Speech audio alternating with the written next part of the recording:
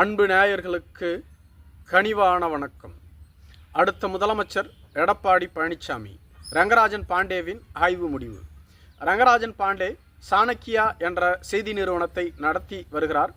இவர் ஒவ்வொரு தேர்தலினும் பொழுதும் ஒவ்வொரு தொகுதிக்கு சென்று ஆய்வு நடத்தி எந்தெந்த கட்சிகளுக்கு எந்தெந்த தொகுதி சாதகமாக உள்ளது, வெற்றி பெறப் போவது யார் என்ற ஆய்வு முடிவுகளை வெளியிட்டு வருகிறார்.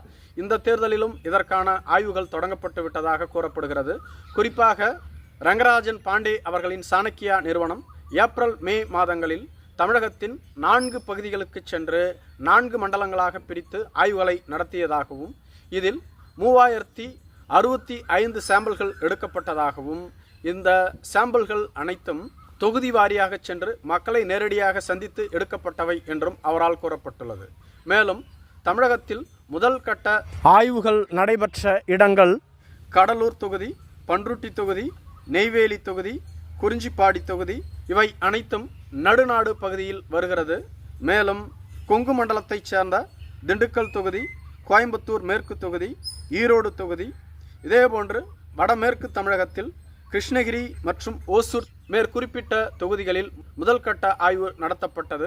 இரண்டாவது கட்ட ஆய்வு மதுரை மேற்கு தொகுதி, நாகப்பட்டினம் தொகுதி, பெரம்பலூர் தொகுதி, புதுக்கோட்டை தொகுதி, ஸ்ரீரங்கம் தொகுதி, மண்ணச்சநல்லூர் தொகுதி, திருமங்கலம் தொகுதி, சேலம் வடக்கு, சேலம் மேற்கு, செங்கம், சிவகங்கை போன்ற தொகுதிகளில் நடத்தப்பட்டதாக கூறப்படுகிறது.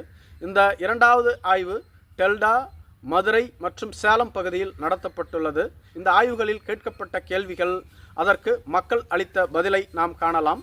பாரதிய ஜனதா கட்சியின் ஆட்சியை பற்றி மக்களிடம் கேள்வி கேட்டபோது 32% பேர் பாரதிய ஜனதா கட்சியின் ஆட்சி மோசமாக உள்ளதாக குறிப்பிட்டுள்ளார்கள். அதே சமயத்தில் 35% பேர் பாரதிய ஜனதா கட்சியின் ஆட்சி சிறப்பாக உள்ளது என கூறியுள்ளார்கள். இது பற்றி கருத்து தெரிவிக்க விரும்பவில்லை என 20% பேரும் என்றும் கூறியுள்ளார்கள். மேலும் மோடி ஆட்சியில் தமிழகத்திற்கு எதுவும் நடைபெறுவது இல்லை என 34% பேரும், பரவாயில்லை என 46% மக்களும் வாக்களித்துள்ளார்கள். மேலும் டிஎம்கே அரசு எப்படி செயல்படுகிறது என்ற கேள்விக்கு திமுக அரசு சிறப்பாக செயல்படுகிறது என 23% பேர் வாக்களித்துள்ளார்கள். பரவாயில்லை என 36% பேரும், திமுக அரசு மோசம் என 41% பேரும், ஸ்டாலின் செயல்பாடு சிறப்பாக உள்ளது என வாக்களித்துள்ளார்கள். மேலும் முதலமைச்சர் மு.க. ஸ்டாலின் தொடர்பான கேள்விக்கு முதலமைச்சர் மு.க. ஸ்டாலின் அவர்களின் செயல்பாடு சிறப்பாக உள்ளதாக 27% பேரும், பரவாயில்லை என 35% பேரும், மிக மோசமாக உள்ளது என 53% பேரும் வாக்களித்துள்ளார்கள். மேலும் திமுக கொடுத்த வாக்குறுதிகளை நிறைவேற்றிவிட்டதா என்ற கேள்விக்கு ஆம் என்று 16% பேரும், இல்லை என்று 32% பேரும், ஓரளவிற்கு என 52% பேரும் வாக்களித்துள்ளார்கள். இதேபோன்று திமுக அரசின் ஊழல் தொடர்பான கேள்விக்கு ஊழல் இல்லை என 16% பேரும், ஓரளவுக்கு ஊழல் நடைபெறுகிறது என 31% பேரும், அதிகப்படியான ஊழல் நடந்துள்ளது என 53% பேரும் வாக்களித்துள்ளார்கள். இதேபோன்று திமுக அரசின் மீது ஏவப்படக்கூடிய இடி மற்றும் ஐடி ரைடுகள் என்பது அரசியல் பழிவாங்கும் நடவடிக்கை என 32% பேரும், சரியானது என 47% பேரும், கருத்து சொல்ல விரும்பவில்லை என 21% பேரும் கூறியுள்ளார்கள்.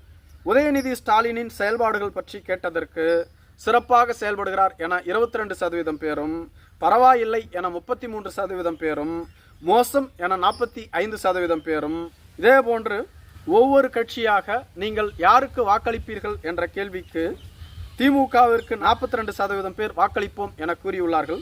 அதிமுகவிற்கு 31% பேரும், பாரதிய ஜனதா கட்சிக்கு 15% பேரும், நாம் தமிழர் கட்சிக்கு 12% பேரும், தமிழக வெற்றிக் கழகத்திற்கு 21% பேரும் வாக்களிப்பதாக கூறியுள்ளார்கள். தமிழகத்தின் அடுத்த முதலமைச்சர் யாரை நீங்கள் முதலமைச்சராக்க விரும்புகிறீர்கள் என்ற கேள்விக்கு எடப்பாடி பழனிசாமிக்கு 30% பேரும், முதலமைச்சர் மு.க. ஸ்டாலின் அவர்களுக்கு 28% பேரும், விஜய் அவர்களுக்கு 21% பேரும், அண்ணாமலை அவர்களுக்கு 14% பேரும், சீமான் அவர்களுக்கு 7% பேரும் வாக்களித்துள்ளார்கள்.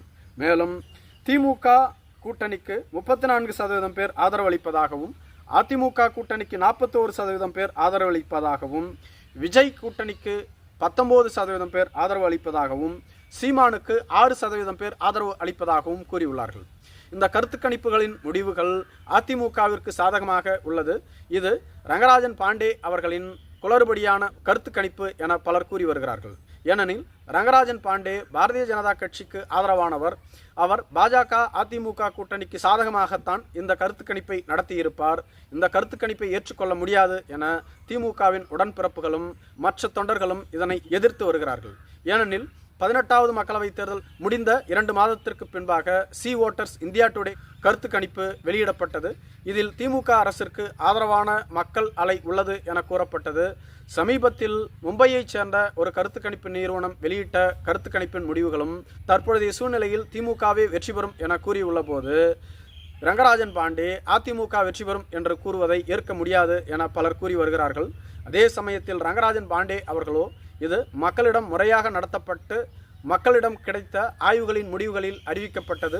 இதில் நாங்கள் யாருக்கும் எந்தவிதமான தயவு தாட்சணியமும் காட்டவில்லை, யாருக்கும் ஆதரவாகவும் செயல்படவில்லை என கூறியுள்ளார். நன்றி.